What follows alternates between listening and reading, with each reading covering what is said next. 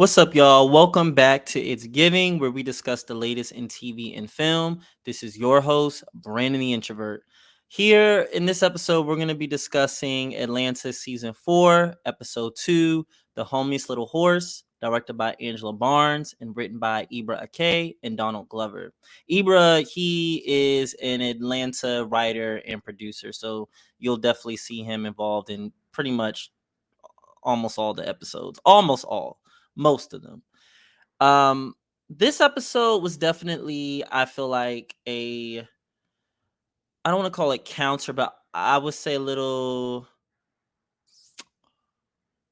it gave us kind of, we got more action scenes in the first episode. In the second episode, we get, most of the time Earn is in therapy, or we kind of see a build up, but it's not a lot of like kind of just straight up action. It's kind of calmer in tone. So I feel like that was good for them to have those first two episodes, which were pretty different from each other in a lot of different ways. I feel like this episode was definitely calmer, more relaxed, and more kind of like more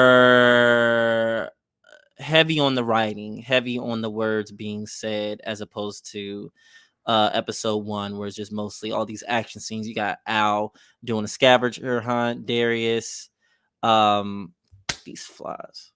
Darius on the run from that old white lady on the wheelchair. We got Van and Al walking around Atlantic Station trying to find their car and kind of stuck in this purgatory until they like literally physically leave it. So we get a lot of action, a lot of movement in episode 1, as opposed to this episode where it's, like I said, a lot of like a lot more dialogue, a lot more talking, just kind of a calm vibe. So in the opening scene, we start off with, some, at this point, Atlanta is very good at just pushing somebody we completely don't know and have the episode revolve around them. In this one, it was some white woman named Lisa. And I don't know, her vibes were like weird. Like, she's like, a black guy walks past her and she's just like, hello. Like, you could tell she's obviously like kind of a little thirsty. Just, it's just very weird vibes. Whenever white people like go out their way to say hi, I'm always thinking it's something sinister. They're not saying hi just to say hi. It's always something in the back of their head. It's always something. So that's the exact vibes I got from this woman. And of course, when she goes back in, I think she was walking her dog. When she goes back into her apartment, she's like spying on the guy in the window as he's taking his shirt off. Like I said, like as soon like the first frame got onto her in the beginning of the episode, I was like, it's something weird going on. Like, she's just, it's something weird going on with her. We see her in the apartment listening to R&B, like listening to black music, spying on a black man. So we already know this might be like a fetishization type of situation. But as she's preparing for her morning, she gets an email from this literary agent about, I'm very interested in, we find out she's an author, but I'm very interested in your book. I feel like we can go places with this. Let's set up a meeting, 10 a.m. Let's meet. And she's just completely elated. She can't believe it. Her book got picked up by an agent. Then that's when everything ensues after that. But we don't know why who this white woman is. We don't know why she's important to this episode. We don't know anything. We just get dropped with this lady in front of us, and we're supposed to kind of pick up the pieces. And that's Atlanta fashion, especially with season 3. So now we're with Earn, and he's driving, and Al calls him for his gamer tag. It's kind of funny that his favorite movie was Milan in middle school, but to me, I think Al has the most layers out of all of them. Van, Al, Darius. They all have a lot of layers. I don't know about Ern, but we see in this episode he has some layers. But we're gonna get into that. But yeah, he just needs help with Al needs help with the gamer tag. And yeah, of course, Ern is always there to help him out with that. Like, at this point, like, I feel like Al, he's still childish. Like, he relies too much on Earn to do simple things. I get like the music managerial side of things, of course, the logistics behind that. But we even see season 3, like he tried to get Al to order hundreds of wings. Like he's abusing Earn in that way. I personally feel like. And I don't know if in season 2, like you know how Earn was pretty much fucking up a lot with managing uh Al, and by the end of season 2 we see kind of Earn kind of switching from like more passive and fucking shit up to like more active and getting the shit together, and he has his shit completely together now. And I feel like Al is kind of, he's just used to Earn always being there. So I don't know, with this scene it gave me like Al is still kind of like,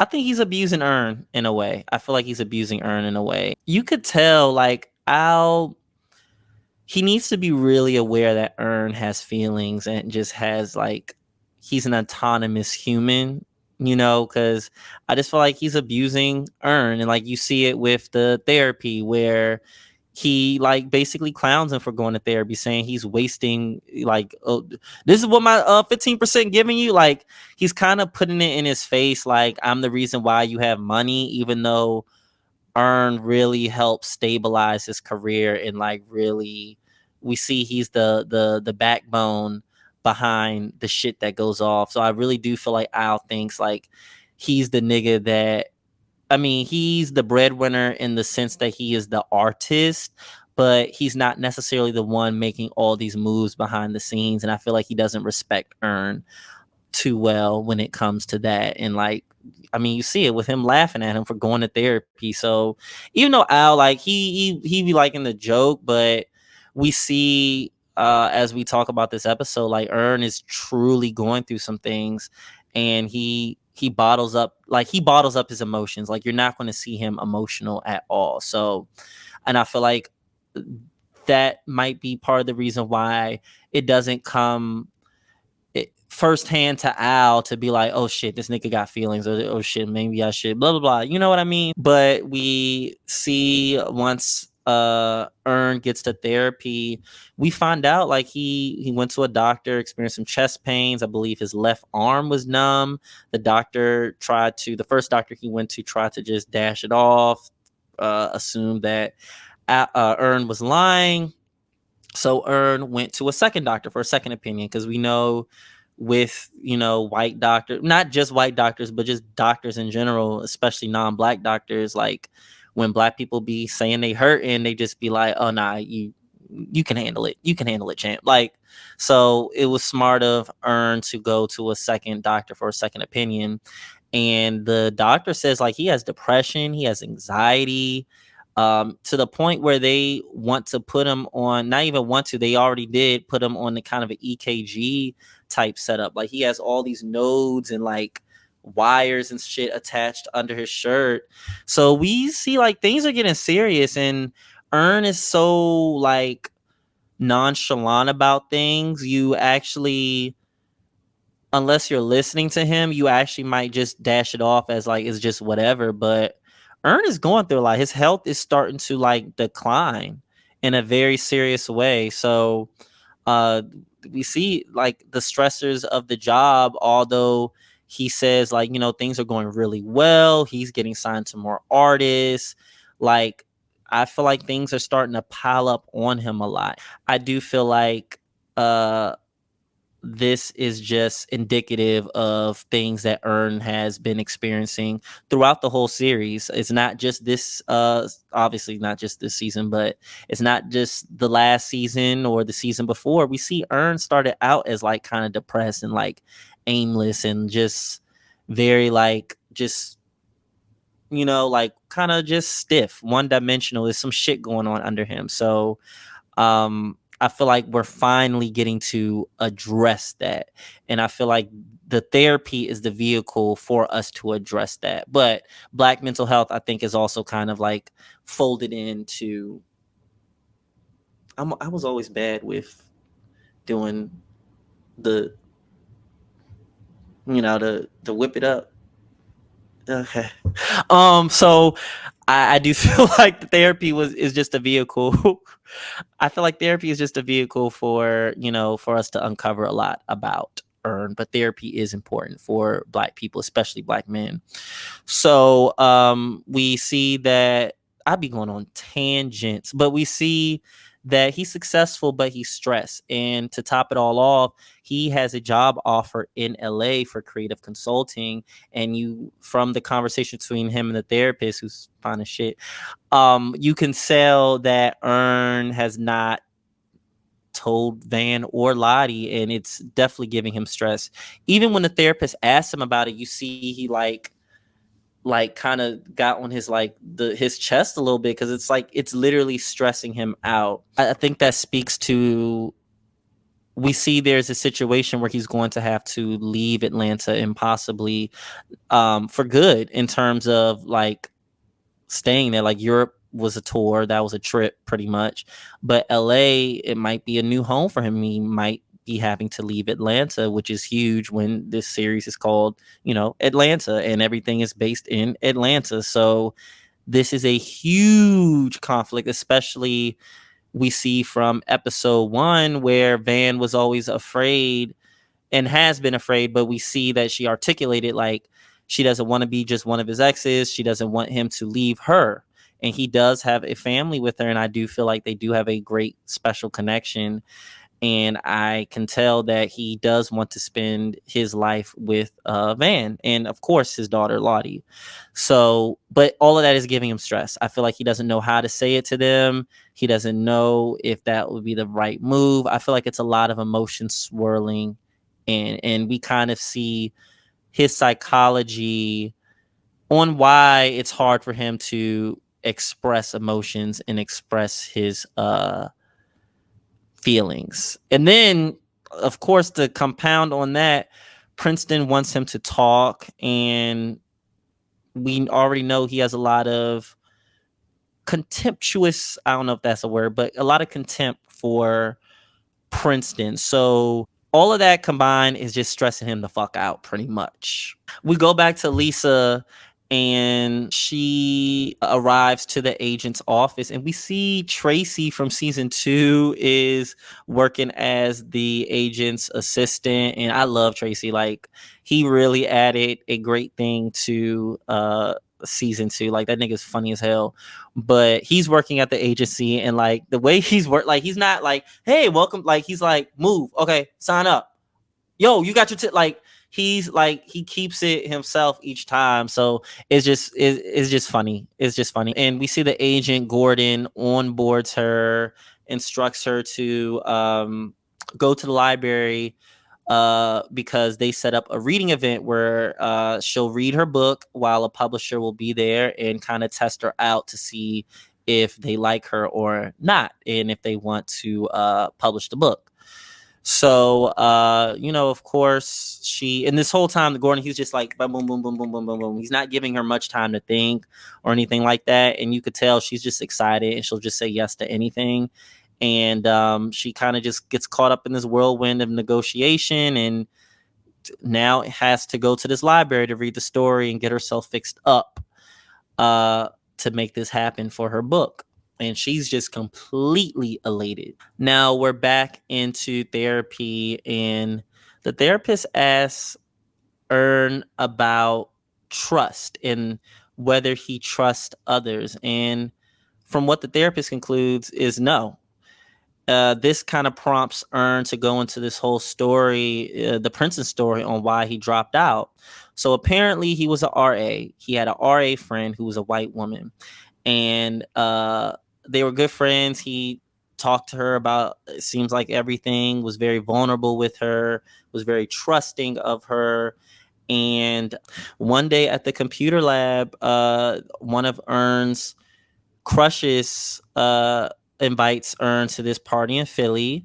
And Earn, of course, says, yeah, I'm down, like excited to go. And the white girl, that's not the crush, but the white girl, the RA, suggests that, Earn had this suit, pretty much a decked out suit, whatever. And she suggests, I can hold the suit that you just got, and hold it in my place, and You can get it back. And Ern's just like, okay, whatever, cool. I don't understand. I still don't understand why he couldn't just put it in his room, but whatever. So Ern comes back from the party and then, text her like, hey, what's up? Like, here to pick up my shit. And she does not reply at all. And it's to the point where he's constantly sending her messages. She's not replying, saying like shit like, sorry, I'm busy, blah, blah, blah. And then Ern just says, fuck it. He takes the master, the RA key that you get and goes in the room and, takes the suit. She's not even in the room, takes the suit, walks out. And then the girl apparently reports this to the dean. And then they start using types of languages that kind of um, label him as kind of an assaulter, intruder, an aggressor, things of that nature. And he gets written up to the point where I believe he gets I think he just dropped out, but I think they were close to just basically expelling him overall. But long story short, his trust got completely demolished. Um, and not only that, like Princeton, 5 black students. He's not actual 5 black students, but he said like 20. Not a lot of black people. You one of the few. You trusted this white woman. She turns around, and then not just her, but the university backs her racist kind of shit, her racism, and then the university kind of doubles down on their racism. So it's just too much. You're young, you trusted this girl, they trusted you to be your RA, so it's just a lot of breaches of trust and a lot of flipping the story upside down, and that can really make you go crazy, especially when you're the only one advocating for yourself against a whole university system. So he ends up leaving, and he even says he went back to Atlanta. He used spite. Like spite was now his tool for revenge, for power, for uplifting himself in a way, if you want to you view it in that way. But he now relies on spite. And we see this kind of make sense because Ern has always had these walls up. He's not an emotional person. He doesn't really talk about his emotions that much. He's very cut and dry, if you want to say it like that. So this explains it. And then the therapist even mentions like, and it's a very emotional scene. He mentions, did you feel this way also, like basically when a family member abused you? So we don't know who, when, what, how, where, but we just know we have somebody else that breached his trust as well. So now Ern just has all these walls up, which completely makes sense. And it makes sense why Ern kind of relies on kind of being condescending and what he, says, using spite to get what he wants and things of that nature. So, but the therapist tells him like spite will only make you feel powerless, not powerless, but like empty. It's not going to fulfill you in the way you think it will. And by you deciding not to go to Princeton for the talk, just for that, because of that situation, you're really giving that white girl the power and not yourself, because you're making a decision based on her and how they view you, and not whether you want to go to Princeton and talk or not. You know what I mean? It's different if you say, I don't feel like it. Purely like, I don't feel like it, I don't want to go, whatever, I got other shit to do, as opposed to like, I don't want to go, so I don't want to prove them because of what they did to me. I don't want to give them the satisfaction. Like, now you're giving them the power to influence what your decision, pretty much. So the therapist is completely right about that, and kind of checks Ern on, like, softly, quietly, nicely checks him on that, and just like, make sure the decisions you're making are your own and not influenced through spite or whatever the fuck. Now we see Lisa. She's having a little lunch with her friend and shares the news with her friend. But with the sharing of the news, she's like really overselling it, like really like, oh yeah, this could be the next big thing. It could be as big as et cetera, et cetera, et cetera, whatever. I quit my job because, it just makes sense, right? Because this is so lucrative. She hasn't seen figures, she hasn't seen numbers, she hasn't seen plates, tables, nothing. She hasn't seen shit. but she already quit her job and she's already saying like she's about to be a millionaire pretty much from this book. And her friend is just sitting there like, okay, like I'm for you, I support you, but girl, what? And then we find out the friend would be loaning her $500 and whatnot every now and then. So it's like your decision to quit your job will affect me as well financially and who knows what else, so it's like you shouldn't have done that. And I guess the white woman takes, well, they're both white, but the Lisa takes this as an offense and then just straight up ask her like, say you like my writing. And the girl's just, her friend is just like, she can't lie, you could tell she don't want to lie to her face. And that's all that Lisa needed to hear and see. And she just kind of doubles down and just leaves her by herself. And honestly, she has a huge ego on her, and we see how that fucks her up.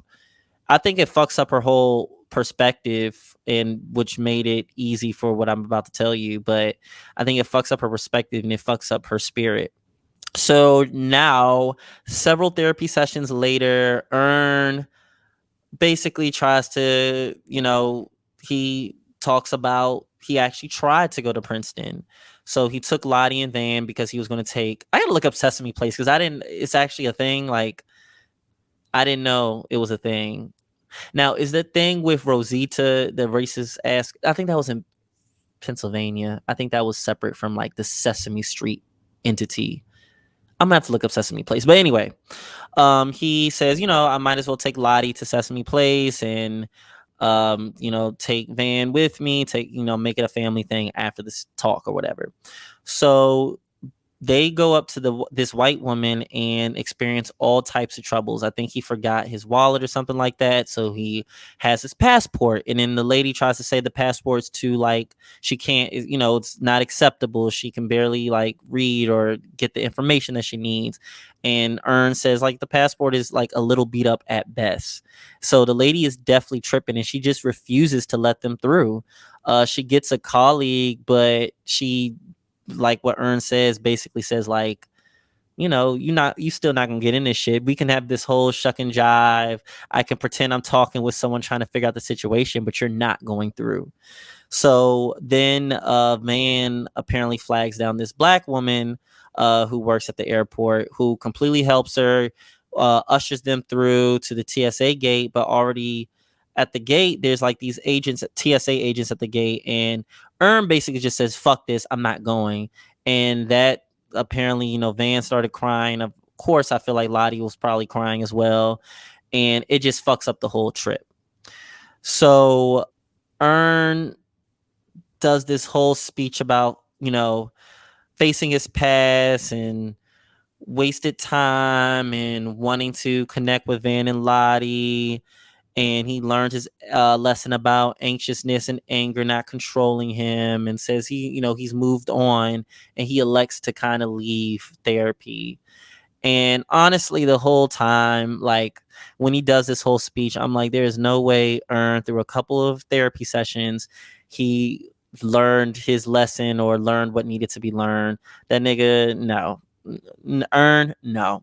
So I already knew it was bullshit. Yeah, like Ern just says, yeah, let's, I think I'm good. I don't think I need any more therapy sessions. And, the therapist believes him and says, okay, cool. Thank you for letting me know in person, whatever. Bye. Have a nice life. So then we get to the library at the reading event, and Lisa shows up. We see, it's interesting, she kind of had a reverse situation going, where she tried to bring her dog, her support dog, but apparently the dog's not allowed. And we see the black lady at the desk like basically bars her from doing that and gives her a little bit, not a hard time, but like definitely gives her some obstacles. So she ends up having to keep the dog outside, and she goes in to read The Homeliest Little Horse to these kids. And as she's reading, the kids just bomb her like, this book is stupid, I don't like this book, what is this, blah blah blah.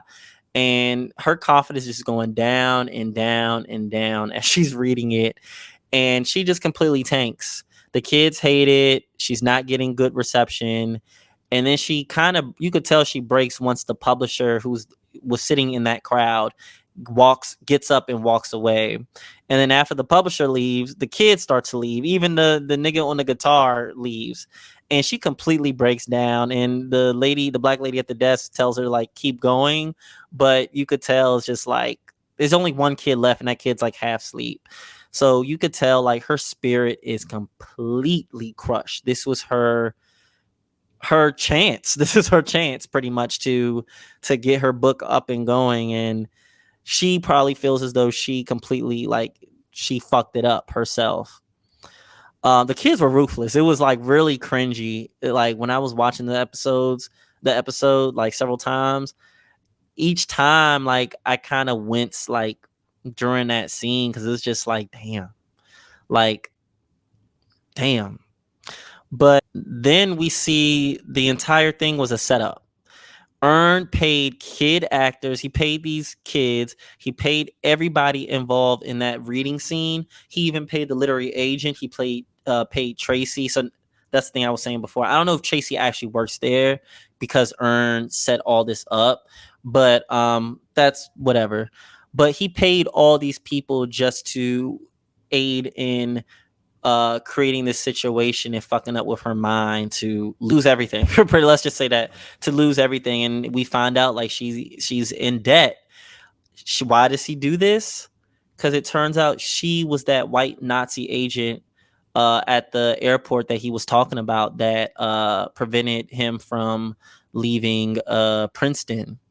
So he does all this for her demise. And apparently the TSA thing happened relative to uh them all watching. They literally recorded the whole thing too. So let's just call it like fuck up her life watch party. So there, like, we find out that TSA thing happened 2 months prior. So it's like you're still stuck on that urn. Like, Al is like, what? Tracy's like, this nigga's crazy. Darius is like, I don't know if you're really petty or just eat, like, you're sick. And there was even a little joke where Ern tells Tracy, you're next. And that could be possible because Tracy definitely beat his ass in season 2. So Ern might be still having this kind of pent up, like, I'm still going to get back at you, which makes him dangerous. But once everyone leaves, you can and when it's just him, you could tell he feels really like empty and really sad, like he didn't get the fulfillment he thought he would. And that's exactly what the therapist said, to the point where Ern definitely realizes this and says like, I need to go back to therapy. So we see that spite that usually maybe has worked for him in the past is different now. He sees like, damn, I got some fucked up ways about me, you know. So I feel like, and that's the end of the episode. So for me, I feel like leaving Atlanta, staying in Atlanta, I feel like is synonymous with old Earn versus new Earn. Instead of old Earn meaning you were the old you rely on spite, you rely on insecurity, you might even rely on fear. You still have your walls up. You don't know how to express your emotions. You don't know how to express yourself. You do a lot of, your reactions are very dark. You don't have a good light, as opposed to new Earn, where it might be a future ahead of him, outside of a new place, a different place outside of Atlanta, and where he could be a new man in a way, especially if he's actively trying to like heal himself and all that from his past and whatnot. So I feel like with that, with going from the old Earn to new Earn, I feel like when you transition from one state to another, it's that transition process is very uncomfortable. It will stress you the fuck out. You don't know, like, with episode 1, you don't know where you're going when you're departing off onto somewhere new, into a new state of mind. I feel like he's in flux right now. You're aware of the shit that's going on. You're now aware, actually. You're now aware of what is good and bad for you. Like in episode 1, where they are aware in a way that they weren't before. I feel like, which is why they notice like Atlantic Station, even though it's something they are very familiar with, is just completely eerie now. You see all these lost souls in there. You want to leave there now, because it will just drag you back from where you used to be. So you have to take that emergency exit to get out to a whole new place, a whole new state of mind. And I feel like right now, Earn is going to have to make that decision at some point. Um, I feel like the old Earn and the new Earn can't really coexist. It's either you stay in your old ways, or you go off to a new life and a new Earn and a new thought process, a new mindset, a new way of living, a new energy, what have you. And I feel like that's indicative of the I feel like that's connected to the setting of this show. I feel like that's connected to Atlanta. That's my thoughts. Maybe by episode 3, I'm like, oh, okay, it might, okay, this is what they're trying to say, or, so these thoughts might change, but so far from each episode from Atlanta and the first 2 episodes of this season, so far, this is what I'm kind of picking up: this old way and a new life, and the old setting of Atlanta to a completely new setting. I feel like they've definitely outgrown Atlanta. Like, you even see Al trying to leave Atlanta. He just doesn't know where he wants to go. So I feel like the wanting to leave is there. They just don't know how to do it, don't know what to do about that feeling. And sometimes you might double down on your old way of thinking because that's more familiar to you. So I feel like this is kind of, I don't know. I feel like that's the essence of this episode to me. Like I said, it might change. We are only 2 episodes in, but that's how I feel about that. I also feel like he has anxiety about including people into his life. I feel like he has anxiety about that. In this case, Lottie and Van. He knows he has to be a good father to Lottie, and I think that's a part of the reason why he wants to stay in Atlanta to be with Lottie. But does he want to include Van in his life too? You know what I mean? So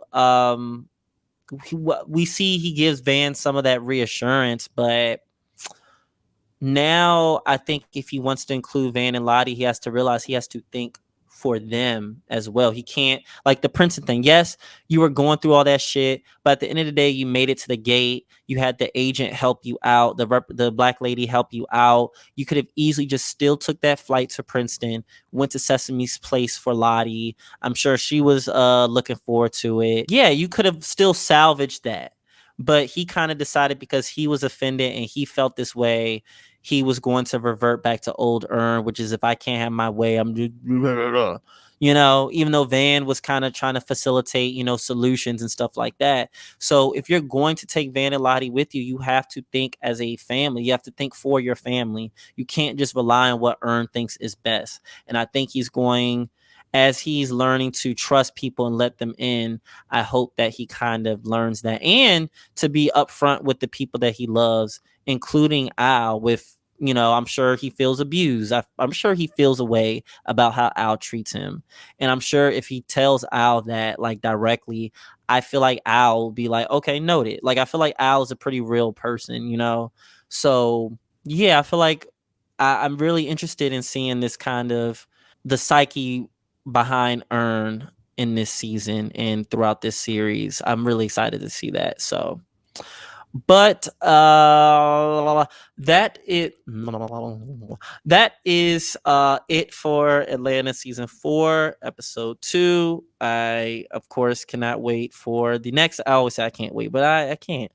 For the episode 3, be sure to stay tuned into It's Giving We are on Apple. We are on Spotify, Google. We're now on YouTube, so be sure to subscribe. We're on Instagram. We're on Twitter.